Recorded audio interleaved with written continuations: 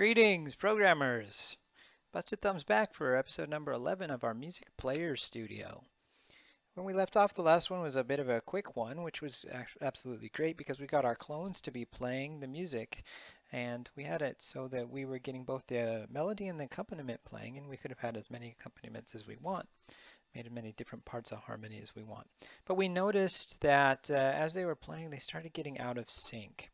And I said that the way we were going to have to address that was to get them all back in sync using something very similar to a loop. Now, I admit that this is the second time I'm recording this episode. I went and tried to write that loop, and I found that I couldn't think about the math well enough while talking in order to get it right.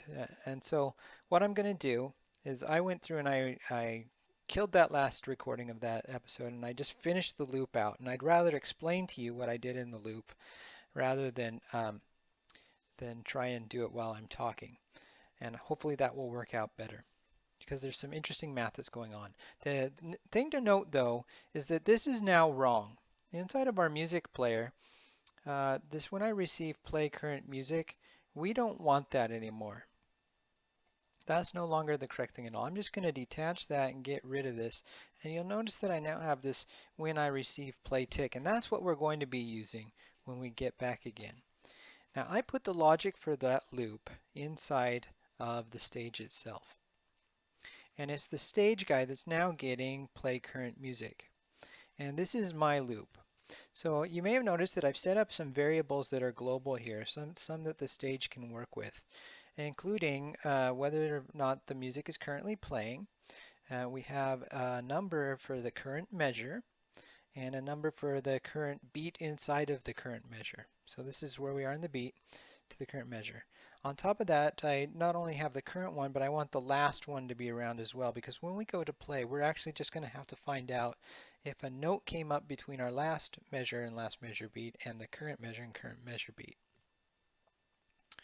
The other thing that I do need to keep track of, which actually belongs more down here with the tempo and the volume, is the number of beats that there are in a measure. And I've got that set to 4 right now, but that really ought to be set by Twinkle Twinkle Little Star and all the other bits of music that are out there. So what I'm going to do is when we copy this over, I'm going to go ahead and set, where I'm setting those big ones there, I'm going to set the number of beats per measure to be 4. And that's kind of common time. That means that there are the music split into four beats of 4. And if you don't understand what that means, it doesn't matter too much. It just means that when we know our tempo, the number of beats per minute, we also need to know how many beats there are in each measure if we're going to be able to convert from time to what measure that we're in. Since that's now set here, I can go back into stage and I can get rid of this guy. The initialized variable is a fine value for it to be when it's initialized. It will get overwritten with the 4 from Twinkle Twinkle Little Star later. Okay. So here is our loop.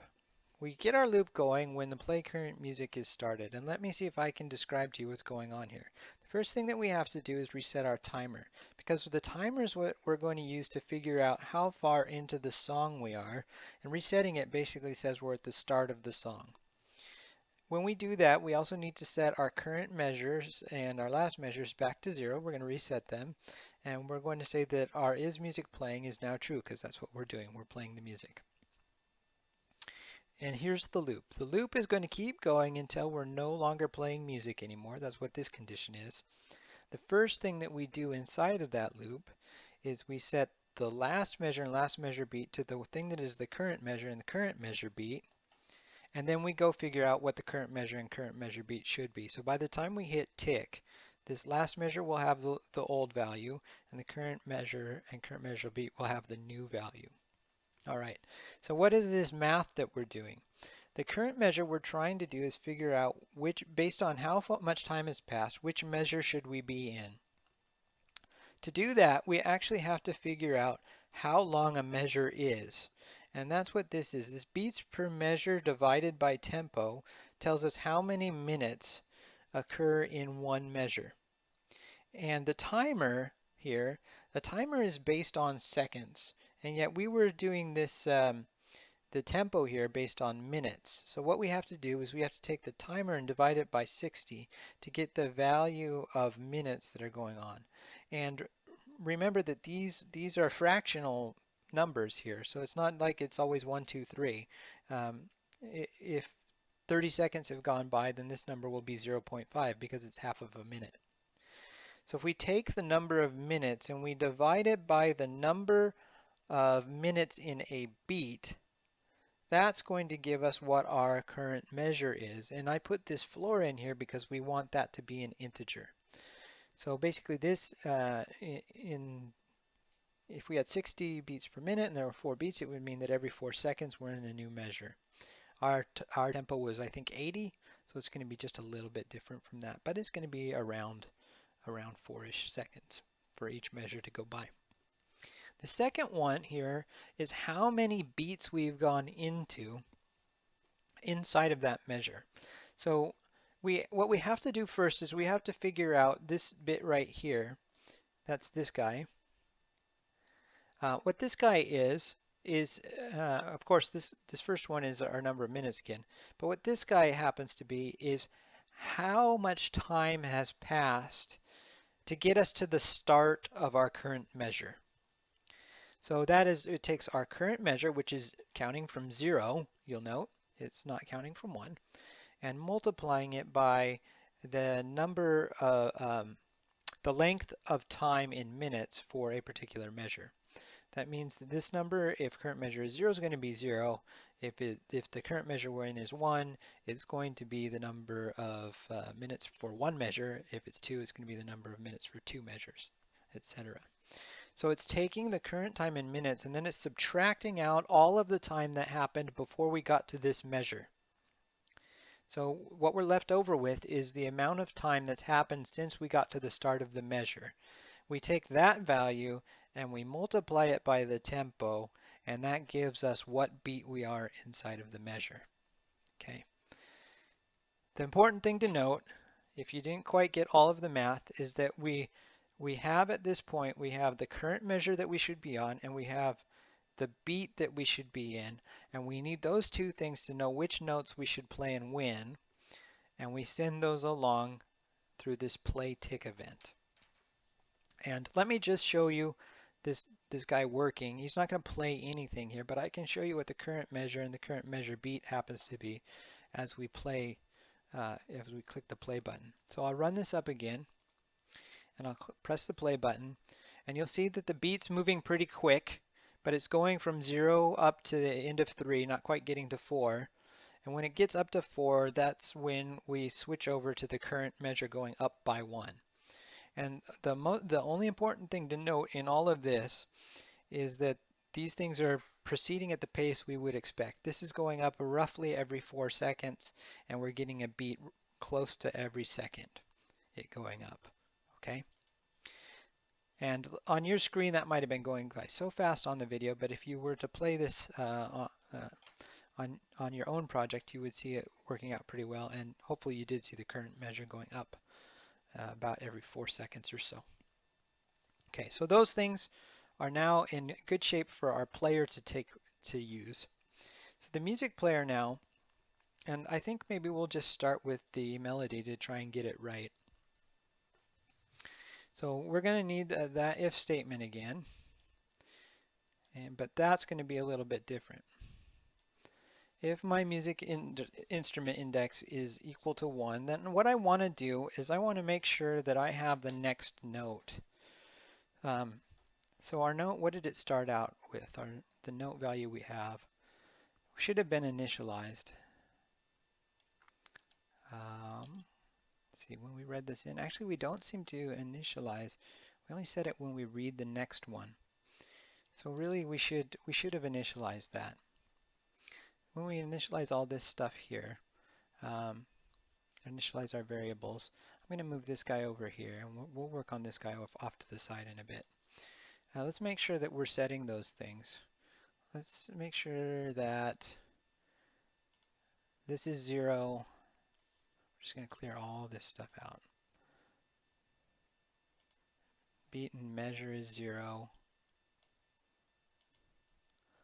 Next note's measure is 0. All these things should be reset. What was the other one? The duration.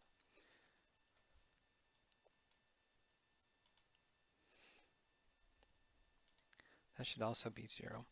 And we should actually be making sure that we're setting those things every time we play it, really. So we have an event for when new music is loaded that should probably be actually going ahead and resetting the note. So let's go ahead and put all that stuff down here. Make sure that reset the note happens here, and make sure that reset the note happens there too. That will make sure all those things start at 0. So the first thing that should happen here is that we should read what the next note is if it's been played or if it's been reset. And I think all of the clones can do that. They can always read what their next note is. So let's say that a different if here, and I should probably move this to where we have some room. Let's go ahead and just grab these all back again. I'll move off to the side here. All of this is pretty much going away, so let me just get rid of that. All right, so the point here is that if we have nothing in our note value, we should read the next note.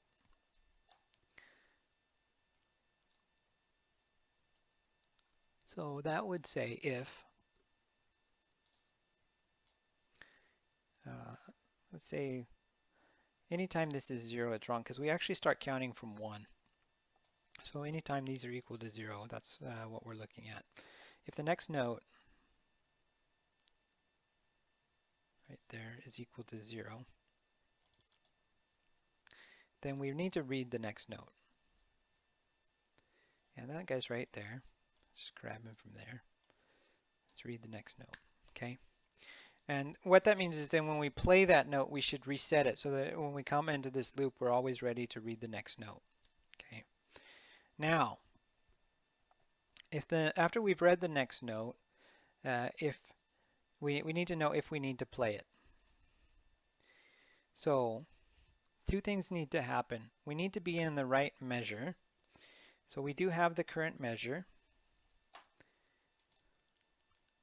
We're going to need to work with the current measure and the current measure beat.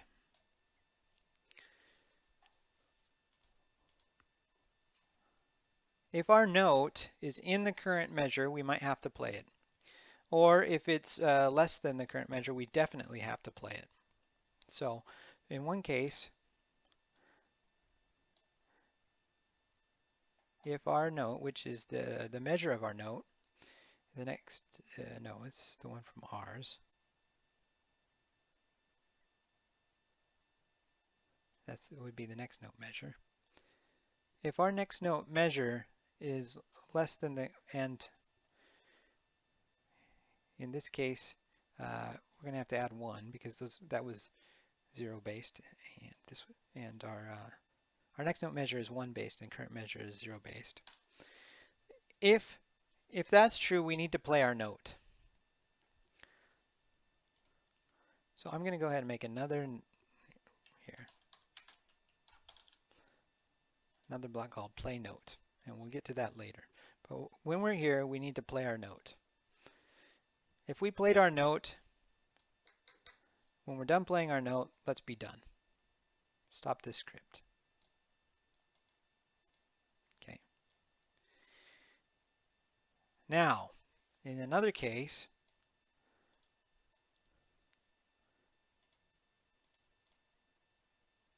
if these two things are equal,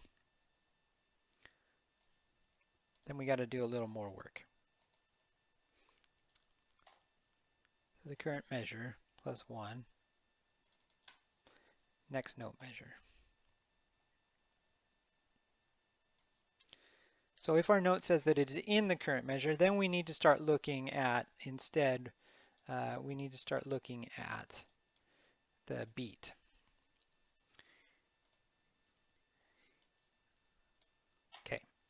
Now we're going to start dealing with measure in beat. Next note beat in measure, if it's less than, again we're going to have to add 1 because we count by 1 and it didn't. Current measure in beat. Then we also need to play the note. If either of those two things are true, we play the note. When we play the note, we need to make the sound, and when the sound is done, we need to clear out. Clear out the last one. The other problem with this is, actually, as soon as we play the note, we need to get rid of it. First thing we need to do, we're going to have to reset that. We're going to have to both reset that note and get it played at the same time. So, because the next time we tick through, we don't want to play that note again.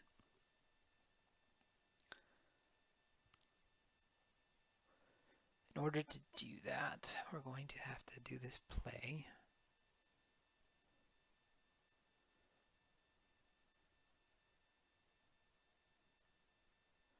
We're going to need a variable that says currently playing the note. That's what we're going to need to do. So let's make another variable for this sprite called is playing note. And is playing note we're going to have to set to false when we get started. And here basically, here's another thing what we're going to need to do is to check for this.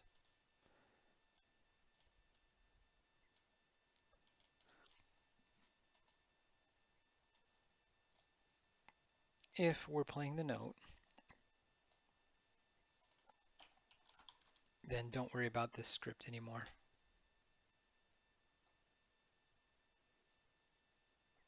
Stop this script. Otherwise, down here, we're going to set that we are playing the note.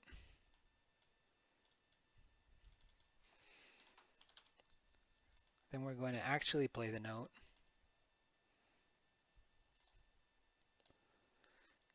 And the note is, and it has a duration of that. And then we're going to have to reset the note, which will set the is playing note to false. Okay. Now this isn't quite all the way to where we want it to be yet, so I can't test it for you, but we're kind of out of time for this particular one. We'll do, I think we're close enough that by the next episode, we should have this stuff playing again. Have the music playing and playing in synchrony.